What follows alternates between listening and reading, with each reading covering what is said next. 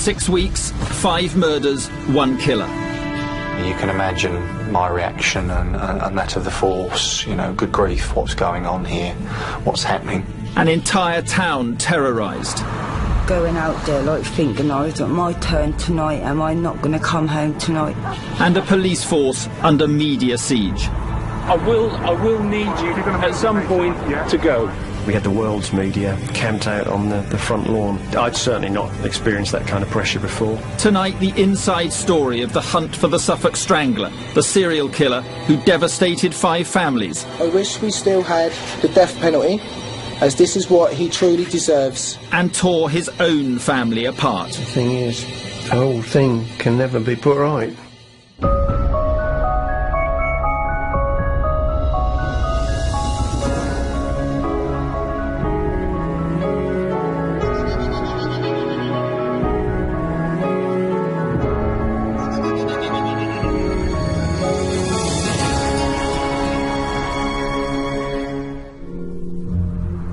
October 2006, and on a few isolated back streets in Ipswich, up to 30 young women ply their trade to curb crawlers.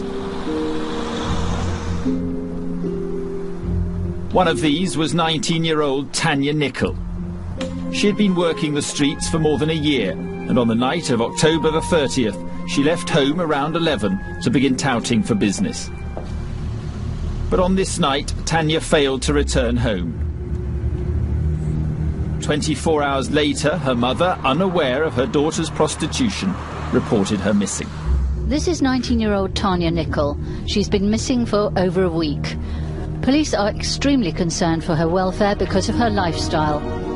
It's not uncommon for people to go missing. More than 200,000 cases are reported every year. But in this instance, alarm bells began ringing almost immediately. We knew Tanya was a prostitute. We knew she was a working girl.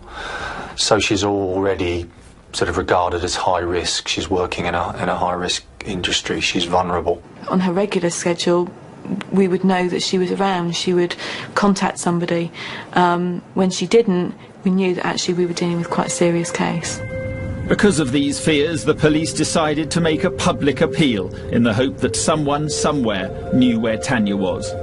Unfortunately, the investigation so far, we haven't managed to locate her on any of the buses she may have caught into town, and we haven't located her on any available CCTV to date. A worried mother waits for news of her daughter. Anyone who can help should call Suffolk Police or Crime Stoppers. Tanya Nicol's disappearance may have made news in Ipswich, but the story barely registered on the radar of any newspaper or TV station outside of Suffolk. But that would soon change, because just a fortnight later, another woman would go missing, in exactly the same circumstances. Gemma Adams was just 25 years old.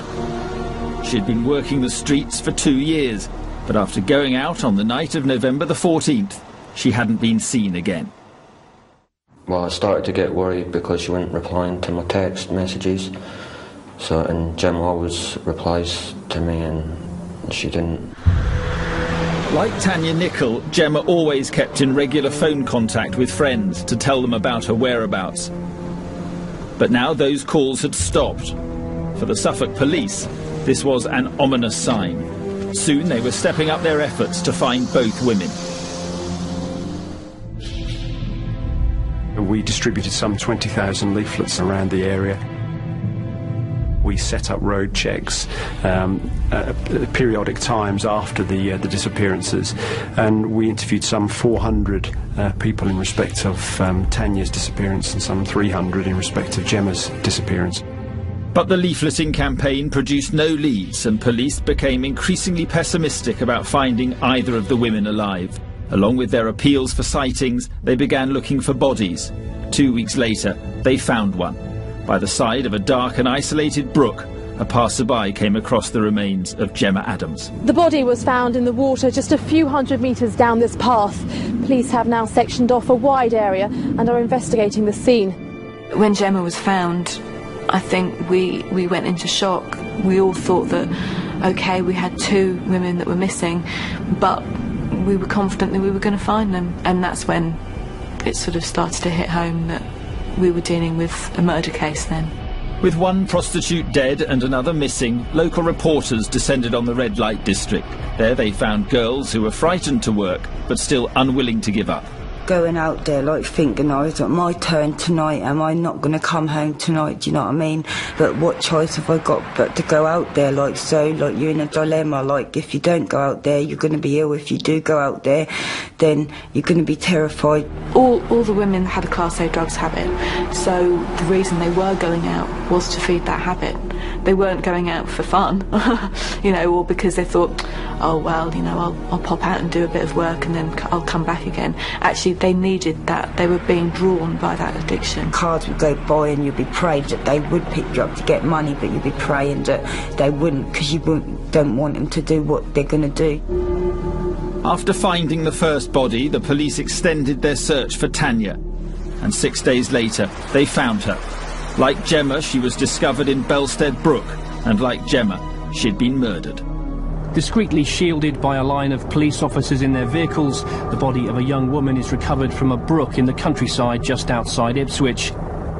For the second time in less than a week, the grim sight of an ambulance taking away a dead girl whose naked body had somehow ended up in a stream. This probably wasn't the deposition site, it wasn't where she'd entered the water. There had been significant flooding during October and November of 2006, and she'd probably been carried in the flow of the water to Cop Dock, and she'd got caught up in some shrubbery. Suffolk Constabulary, which dealt with an average of 6 murders in an entire year, now had 2 in the space of 6 days. Whoever was responsible seemed to be picking out girls at random from Ipswich's red light district. Why have you decided to come out tonight? Because I need the money. I need the money, you know. Despite the dangers? Well, that has made me a bit wary about getting into cars, you know. But presumably you will do that tonight? Well, probably. This was 24-year-old Paula Clennell. She would not live to see Christmas.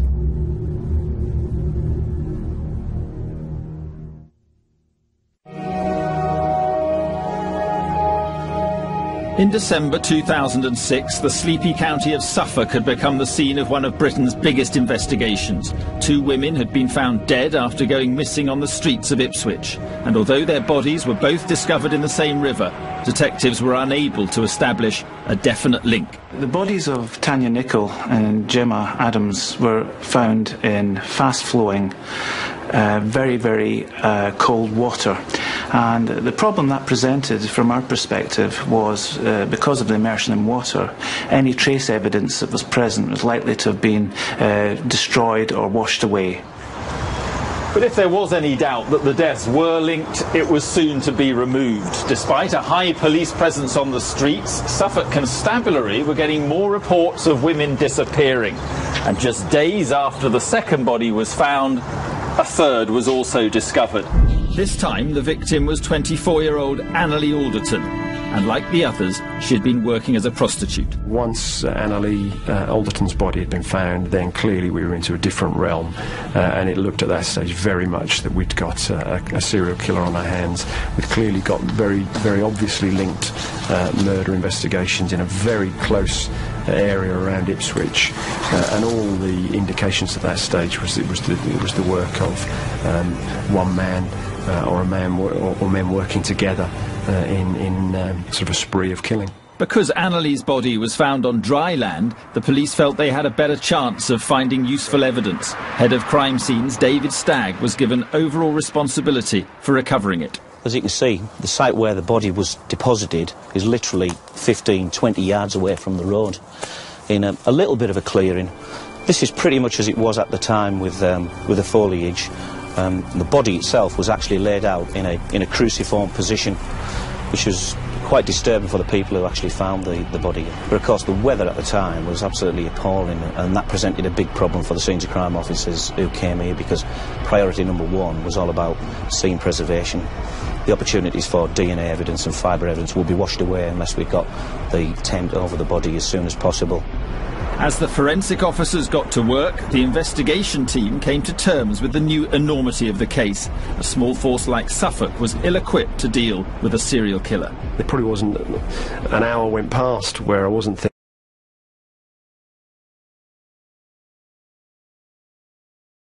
thinking, how many more? What else are we going to find? Because it was just escalating at such a rate. What we lacked with the staff, the numbers of police officers and police staff to actually assist us to put in place all of the different things we needed to do. Of the 43 police forces in England and Wales, 40 sent help. More than 100 members of the Forensic Science Service were also drafted in. David Stagg and his team were under pressure to find clues pointing to Annalie's killer, but it was proving difficult. As you can see by the undergrowth that's here, it can be difficult to establish who has been where within the scene. Footprints aren't left very readily on this type of ground. Apart from some of the foliage being trampled down, it is quite difficult to determine, if a body's been lying here for sort of 5 days, exactly where the point of access was. And we did have difficulties with that, with this particular scene. Meanwhile, detectives began piecing together Annalie's last known movements. They discovered that she had travelled by train from Harwich to work in Ipswich's red light district on the night she disappeared. We got some CCTV footage of her travelling on the train and on the platform at Manningtree before actually travelling on to Ipswich. We established that she'd visited her mother before leaving Essex. She was actually looking to raise money in order to buy Christmas presents. But there was something more significant about these CCTV images. The date on the film showed they were captured on December the 3rd, the day after the first body, that of Gemma Adams, was found. That meant the killer was not only on the loose, he was also operating right under the noses of the police. That he continued to prey on these women was incredibly audacious, but very risky as well. The police very quickly, as you'd expect, targeted the red light district. They had a very visible presence there. One slip up, one foul move, and he would have been caught red-handed. And there were people who were saying, well, how can this possibly happen? You know, we've got the CCTV cameras, there's plenty of officers around the streets. It wasn't just the public who were asking those questions, the media were too. They were descending on Suffolk in force, and as the number of victims grew, so did the amount of cameras. We confirmed the recovery of a third body with the media on that Sunday evening, so we knew what to expect the following day. It was pretty overwhelming, and it continued to build throughout the course of that week. The interest in the story suddenly mushroomed, really. It became enormous overnight. Can I clarify, it was 98 of 12, thank you. One of the smallest forces in the country is now dealing with an unprecedented killing spree. You can imagine my reaction and that of the force. You know, good grief, what's going on here? What's happening? This just doesn't happen in Suffolk. On average, we get about 6 or 7 murders a year here in Suffolk. Well, we now had 3 during, a relatively short period of time. Little did I know, of course, what was to come. What did come, and very quickly, was news of yet more prostitutes disappearing. Annette Nichols was one of 2 women to go missing during the following days. The other was Paula Clennell, who had given a TV interview on the streets of Ipswich less than a week before. I'm hoping for the best. I'm hoping that she is with friends or something, if she's done something wrong. I don't know.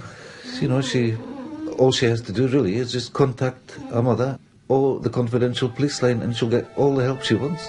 I saw Paula a couple of hours before she went out that night, and I'm like, well, make sure you look after yourself with all these people. And she's like, don't worry, I'll just stay near on these streets, so I'll be safe, I'll be seen and that. But then she didn't come back the next day.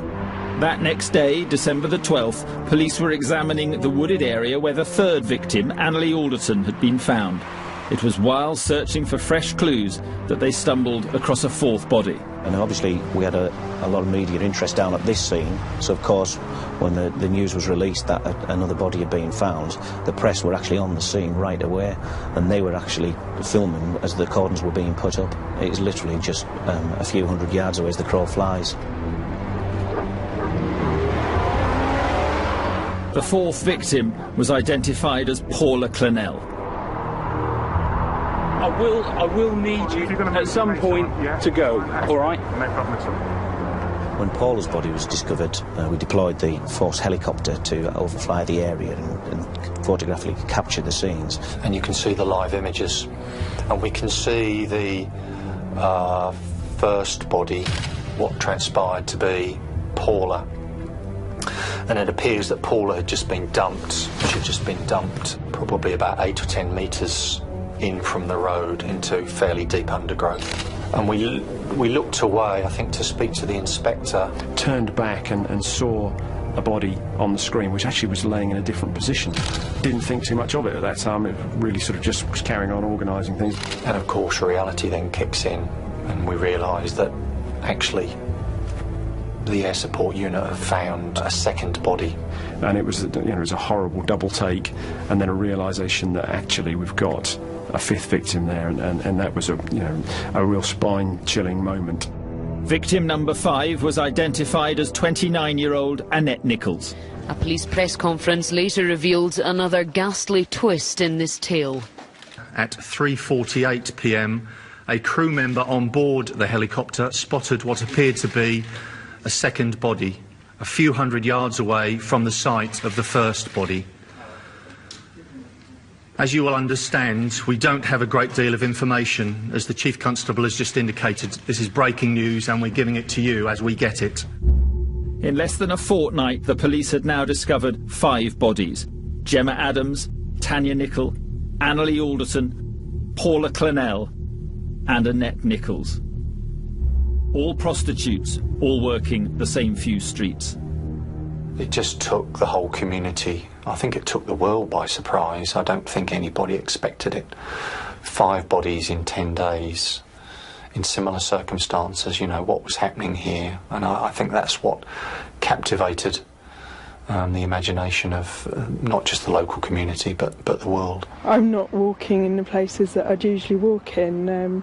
I know the village quite well, and it's really quite shocking. I think we're all, you know, in deep shock, really, the way we all feel. I feel sick. I woke up with a headache this morning, to be honest. It's awful. Ipswich is quite a small, insular community, really, and I think there are a lot of people in the town who had some kind of connection to the girls that were going missing or had been killed, whether it be through a friend or through a relative. It was a pretty frightening time to be in the town. So frightening, it even began to affect the town's commercial life. For many, the simple daily routine of travelling to and from work had become a nightmare. The effects on everybody, but the female staff in particular, was massive. And we work shifts here, so lots of girls have to walk home in the dark, or walk to the bus in the dark, or walk to their car in the dark.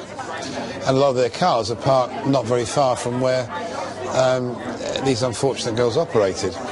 So they were scared. In the midst of the frenzy, a national newspaper offered a £250,000 reward for information leading to the killer. But the story was making headlines far beyond Britain. We had the world's media camped out on the front lawn here at police headquarters. I'd certainly not experienced that kind of pressure before. I don't think any of us had. In fact, I don't think many of our colleagues around the country have, because of the unique nature of these crimes and because of the speed with which they were occurring. It was just a unique set of circumstances. But for all the international interest, this remained a small-town tragedy. On December the 16th, Ipswich came together to remember its dead. In silence, we remember the 5 women who've died. We remember Gemma, Annette, Paula, Tanya, and understandably, I suspect the community were looking in, thinking, you know, what's happening here in our county? What's taking place? Are the Suffolk Constabulary going to bring a stop to these events unfolding? Are they going to find the persons responsible as quickly as possible? And of course, at that particular time, I didn't have the answers to those questions. In an effort to speed progress, detectives asked the families of the victims to help them. The parents of the first victim, Tanya Nichol, agreed to make a televised appeal for information. Tanya has been taken by someone who needs to be found. We ask for anyone who knows this person or persons to come forward and contact the police. The appeal and the relentless media coverage led to a huge amount of calls from the public. Despite the force already being overstretched, every one of them needed to be checked out. just during that middle week of December, we received something like in excess of 12,000 telephone calls. I needed to reassure myself that there were no sort of golden nuggets of information amongst that volume of calls. One name that came up repeatedly during those calls was Tom Stevens. The 37-year-old supermarket worker knew many of the prostitutes operating in Ipswich and had made himself available for interviews with journalists covering the story.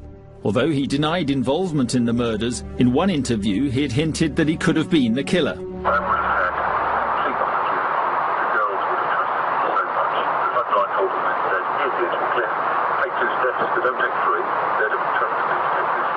He was an individual who knew all of the girls, I think it was, had associated with them, had a propensity to spend an awful lot of time in the red light district. So he was of interest to us. He was just really weird and nosy and wanted to know everything about you and that, and like, I just thought it was like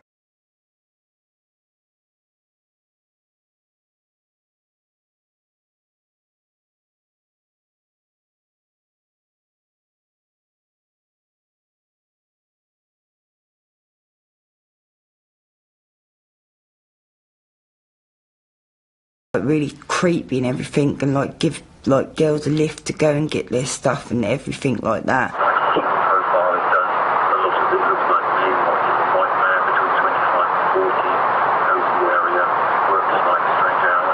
He'd been quite engaging with the media and the police throughout this period, almost drawing attention to himself. In custody and helping police with their inquiries, the man who lived here is being held by police hunting the Suffolk serial killer. Detectives investigating the murder of 5 women in Ipswich area have today, Monday the 18th of December 2006, arrested a man. But if the police were to charge their suspect, they would need more than just circumstantial evidence. They ordered the forensic team to examine 3 of the prostitutes' bodies, looking for traces of DNA from their attacker. If it matched that of Tom Stevens, they would have their serial killer. Given the seriousness of this investigation and the time pressure the police were under and ourselves, we managed to turn the analysis around an unprecedented time of 8 hours, which is pretty much unheard of in an investigation of that type. And despite our low expectation of finding anything, a full DNA profile was obtained. We've got a DNA profile not of just one of the victims, but all 3, and it was the same man. But the DNA did not match that of their suspect. Tom Stevens was in the clear. The killer was still at large.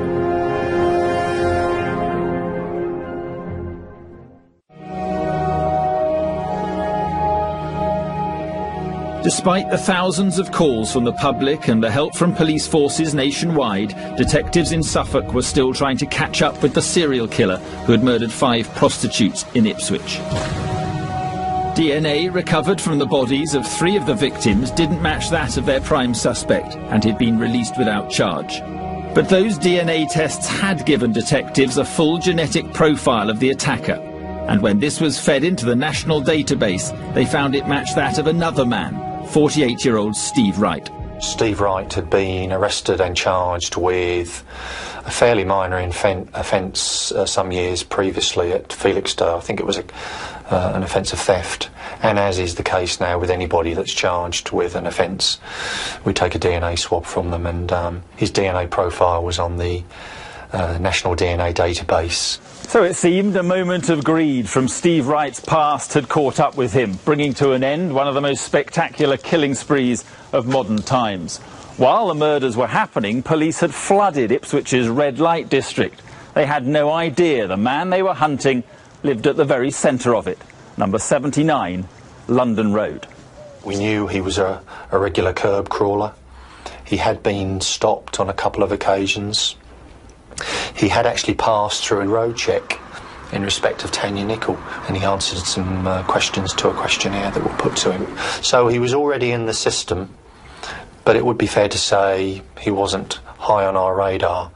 Steve Wright only moved to London Road, which is in the heart of Ipswich's red light district, a matter of weeks before the first girl, Tanya Nicol, went missing. He moved directly into the red light district with his partner, Pam Wright. On the 5 nights that these young women were abducted and probably murdered, she was working nights, so, you know, he had a free rein. There was nobody at home. He could come and go as he pleased. This time it was a quiet street in Ipswich's red light district. Police arrived before dawn to make a second arrest in 2 days. The 48-year-old man was arrested at his home address in Ipswich at approximately 5 a.m. this morning, Tuesday the 19th of December 2006.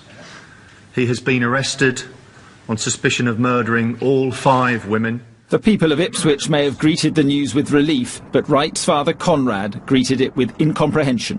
When the murders first come out, I was watching the television sort of regularly, and they did make an arrest, and I just didn't think that much more about it and thought they had the man in question.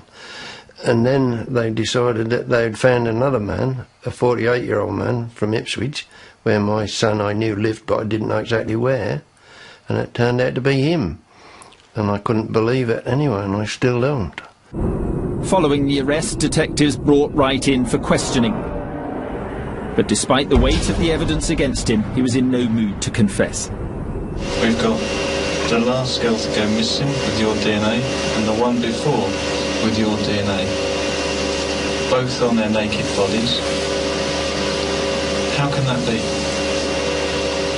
No comment. With Wright refusing to cooperate, officers knew this would be no quick and easy case to wrap up. I think the public's perception is, well, that's it. You know, the police have got their man, you know, it's cracked. That's clearly not the case. Everybody's entitled to their day in court and their trial.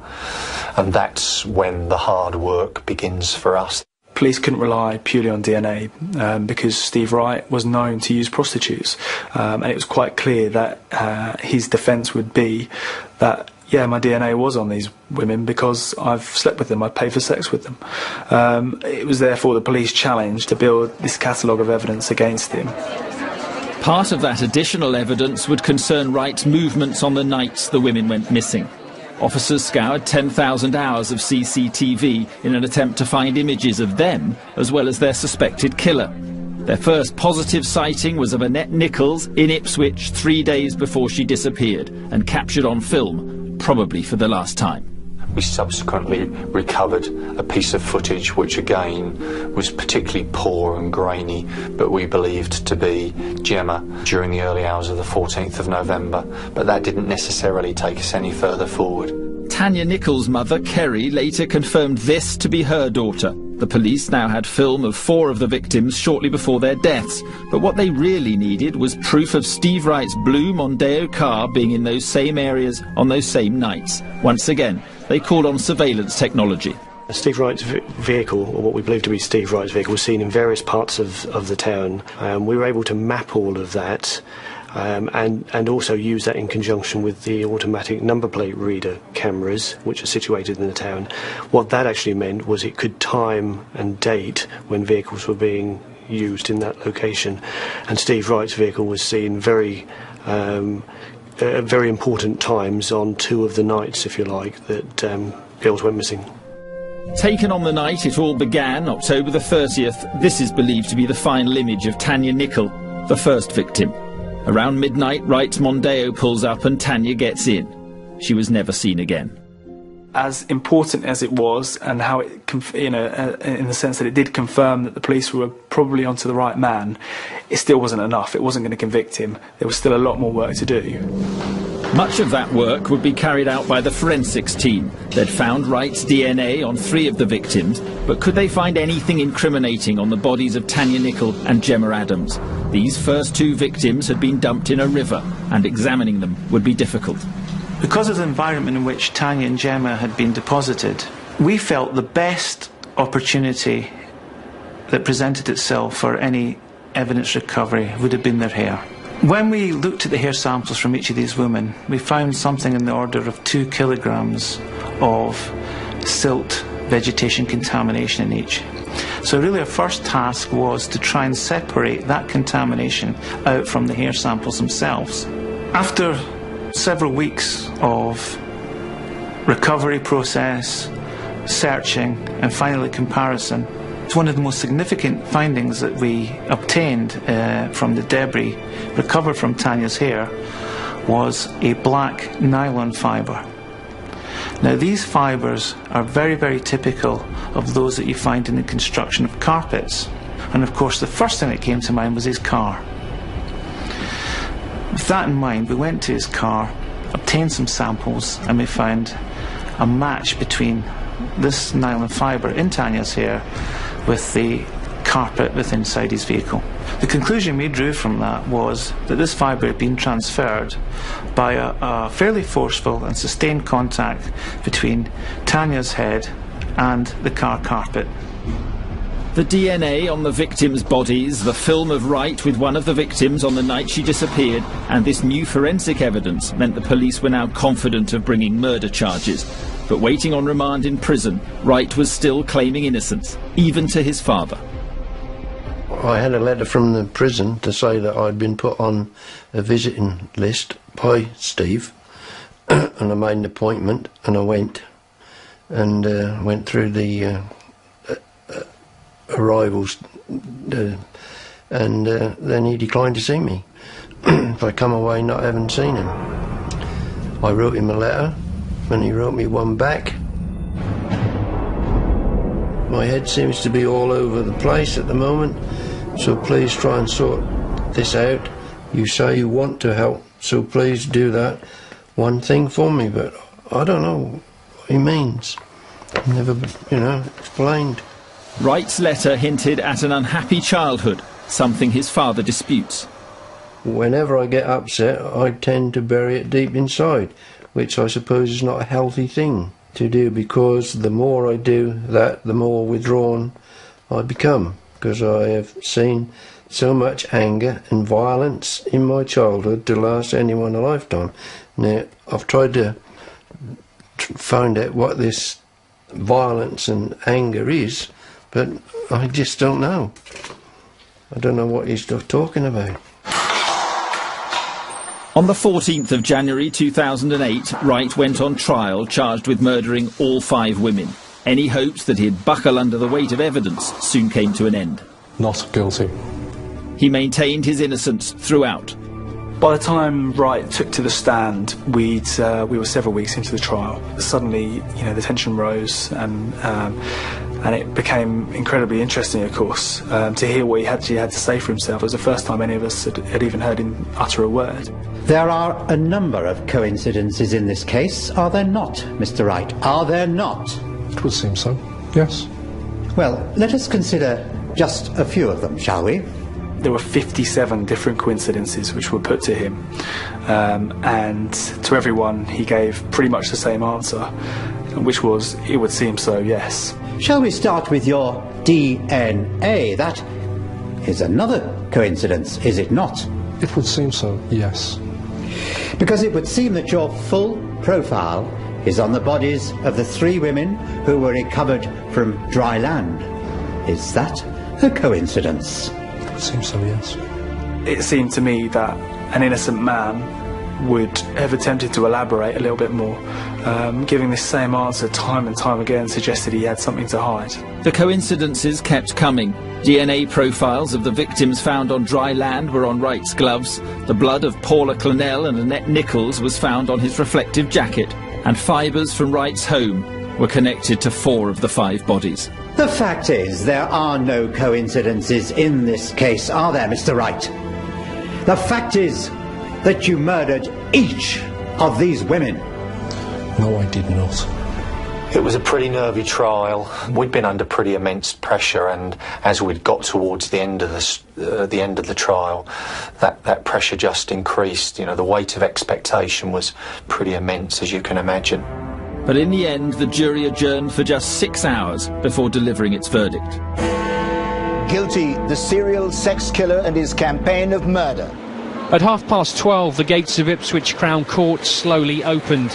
Led by 3 police outriders, the prison van carrying Steve Wright emerged.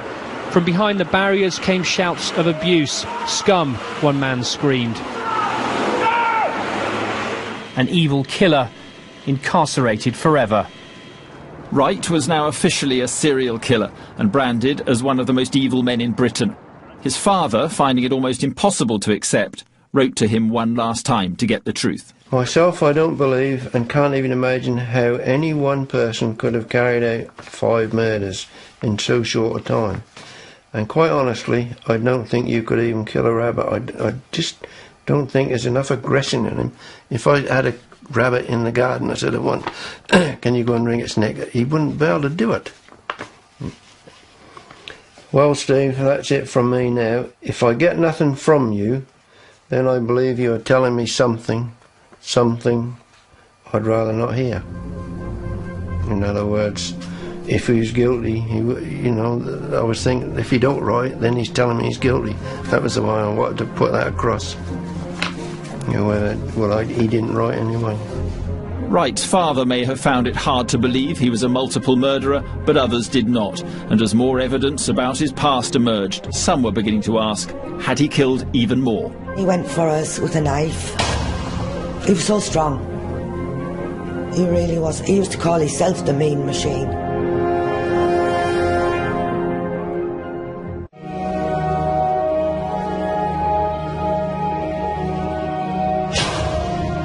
Serial killer Steve Wright had been found guilty of the murders of 5 young women in Ipswich. But what made him do it? In a letter he sent to his father while on remand, he had talked of an unhappy childhood, but according to psychologists, a miserable past is no pointer to a violent future. It's all too easy to look to childhood events as the cause of bizarre behaviours like this, but generally speaking, they will not be a sufficient cause. Most people have had unpleasant experiences in childhood, but they don't turn out to be serial killers. But other aspects of Wright's life do fit the profile of a multiple murderer. He demonstrated erratic behaviour, he drifted from job to job, and he'd been married twice. Serial killers very often have little to be proud of in their background. They have no career path, they have no stable relationships, they tend to be socially awkward, perhaps ordinary but a bit unpopular. After leaving school with no qualifications, Wright was pot washing for the Merchant Navy when he met his first wife and moved to Wales. By the age of 22, he was working as a steward aboard the QE2, where he was to meet his second wife. I first met Steve in 1984. He used to inundate me with flowers, presents, and he was quite a charmer, really. He had a very possessive streak, though. Very possessive, which I didn't like. When I worked on QE, I'd been ashore once. I walked back to the ship with the shop manager, and when I got to the cabin, it had written on the cabin, "Slag, whore." I opened the cabin door and he said, "You like to eye that much? There's your grass skirts." And he cut my skirts up into grass skirts, my uniforms. And then he went for us with a knife, and whether he went to hit me with it, I don't know, but it stuck in the door. He was so strong. He really was. He used to call himself the mean machine.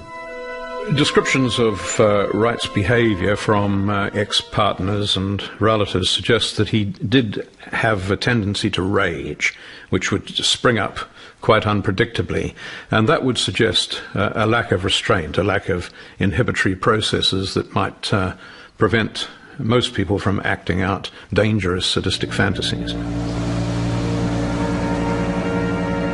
Wright also displayed another typical trait of serial killers. His murder methods showed he knew how to dispose of incriminating evidence without leaving a trace. What it suggested potentially was somebody who had awareness of forensic issues and had perhaps taken time to remove any potential discovery of evidence by placing their bodies in water. It clearly reduced the opportunities significantly for us. By removing clothing, that potentially reduces the opportunities. The fact that we didn't find any clothing clearly reduced our opportunities.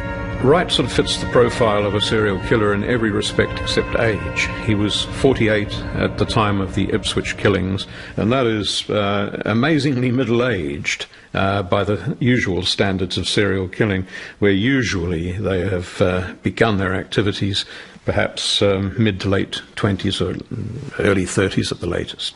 But had Wright really left it until his late 40s to begin killing, or had he started earlier? Those who have delved into his background point to patterns of behaviour, unsolved deaths and methods of murder, all of which suggest that the number of his victims may be even higher than the official tally. On leaving the QE2, Wright married Diane, and they managed a pub in Norwich. Just as he would do in Ipswich, Wright moved into the heart of the city's red light district. It was frequented by sex workers, and he was known to many of those women. It also emerged that there were unsolved murder cases involving prostitutes, women who went missing, and that obviously sent alarm bells ringing. The families of unsolved murder victims in East Anglia began asking questions about the so-called Suffolk strangler. One of them was the father of murdered prostitute Michelle Bettles. Once Steve Wright had been arrested, and obviously then more information was being released, at that point the wondering about was, or could he have been involved in Michelle's death, obviously became stronger, because there was lots of connections you can put there. Tonight we start with the continuing search for the killer of a young woman who worked as a prostitute in Norwich. Michelle Bettles' body was found in woodland on the outskirts of the city 3 weeks ago. She'd been strangled, she was only 22, and she had 3 young children. In 2002, Michelle travelled to work in Norwich's red light district, not far from the Ferryboat Inn. As far as I know, the last sighting was actually 3 days before Michelle was found. There's 3 days of her life that we've not got a clue where she was or what happened. Michelle had drifted into drugs, prostitution, and everything else. In all, 4 prostitutes have gone missing since 1992 in East Anglia. Mandy Duncan and Kelly Pratt have never been found. But the similarities between Michelle Bettles and Natalie Pearman's cases and those of the Ipswich Five are undeniable. Some of the clothing from the girls in Ipswich is missing, and in Michelle's case there's clothing missing as well. You've then got the situations where all the girls were found, or most of the girls were found, with it being always in woodlands, not too far from water. If Steve Wright is responsible for not only Michelle's death, but Natalie Pearman and the other girls as well, then he should be charged with that. And then their parents can actually turn around and say, it's over, sorry. We're looking at Steve Wright's lifetime timeline to look at his particular movements to see if in fact he may have been responsible for murder in the past, but at this particular time that remains just that, speculation. Today in Ipswich it's a different red light district to the one Steve Wright once terrorised. The authorities responded to the murders by declaring a zero-tolerance policy towards curb-crawling and street sex workers. There's still a very small hard core of women who are determined to work the streets of Ipswich. But perhaps what's different now is they've got the right support mechanisms in place. It's incredibly difficult. The problem is not prostitution, it's drugs and the damage that does, and that's where they need the support. Being treated like a normal person just feels really nice, just not to be looked at and criticised, you know what I mean? So that's just really helped, boost your confidence. But for the victims' families, the fact that the streets have been cleaned up is simply too late, and the fact that Wright still refuses to admit his guilt remains hard to accept. I wish we still had the death penalty, as this is what he truly deserves. He murdered 5 girls, but at the same time has ruined a lot more lives. At the end of the day, you've got to remember that every one of those prostitutes is someone's daughter, or a mother even. And people tend to forget that and realise you're not dealing with a story, you're dealing with people. This is for the families who have lost their daughters, including us. They can't take away our memories. They can't take away our love. our fortitude, our courage. I'll forgive her for anything that she's done. And my heart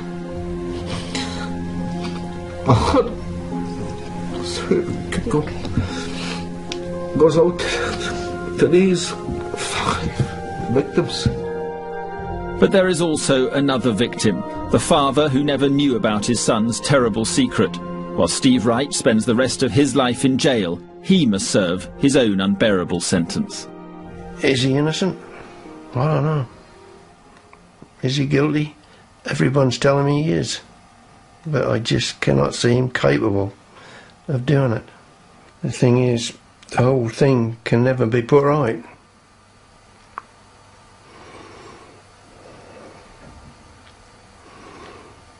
And if there was a wish,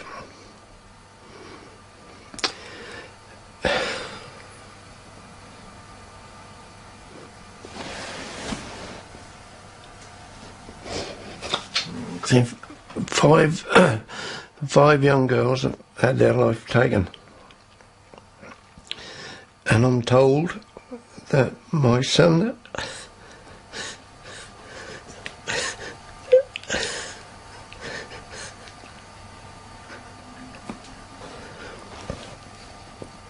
is responsible. So if I had a wish, it would be for that to be turned round and not to have happened.